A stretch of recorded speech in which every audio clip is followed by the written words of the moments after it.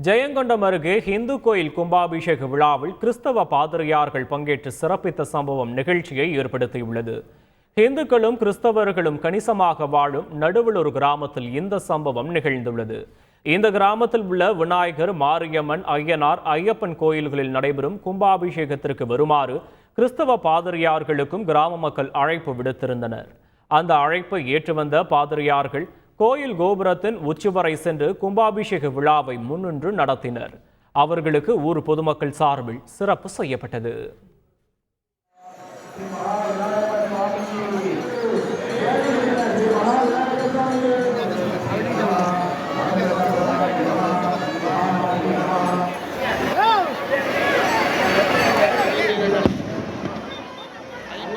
உதகை 19வது ரோஜா கண்காட்சி இன்றுடன் நிறைவடைய இருந்த நிலையில் மேலும் 3 நாட்களுக்கு நீட்டிக்கப்பட்டுள்ளது.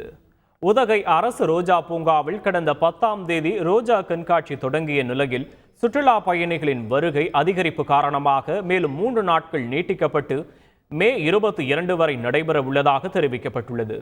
இ-பாஸ் நடைமுறையால் சுற்றுலா பயணிகளின் வருகை குறைந்த போதிலும் இன்று வரை 70,000க்கும் மேற்பட்ட சுற்றுலா பயணிகள் மலர் கண்காட்சியை கண்டு ரசித்துள்ளதாக அதிகாரிகள் தெரிவித்தனர். கண்காட்சியில் பல வண்ணங்களை கொண்ட 1,00,000க்கும் மேலான மலர்களை கொண்டு வன விலங்குகளின் உருவங்கள் தத்ரூபமாக வடிவமைக்கப்பட்டது சுற்றுலா பயணிகளை வெகுவாக கவர்ந்தது. குடும்பங்களுடன் வந்திருந்த சுற்றுலா பயணிகள் பல வண்ண மலர்களை கண்டு ரசித்தனர்.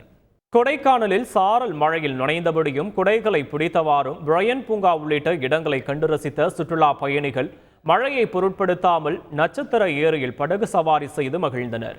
ஏரிச்சாலையை சுற்றி சைக்கிள் சவாரி, குதிரை சவாரி செய்து உற்சாகமடைந்து மலர்களை கண்டு ரசித்து செல்ஃபி மற்றும் புகைப்படம் எடுத்து மகிழ்ந்தனர். கொடைக்கானலில் குளிர்ச்சியான சூழல் நிலவுவதால் தமிழகம் மட்டுமின்றி வெளி மாநிலங்கள், வெளிநாடுகளைச் சேர்ந்த சுற்றுலா பயணிகள் தொடர்ந்து வந்த வண்ணம் உள்ளனர். செய்திகளை உடனுக்குடன் தெரிந்து கொள்ள உடனே சப்ஸ்கிரைப் பண்ணுங்க.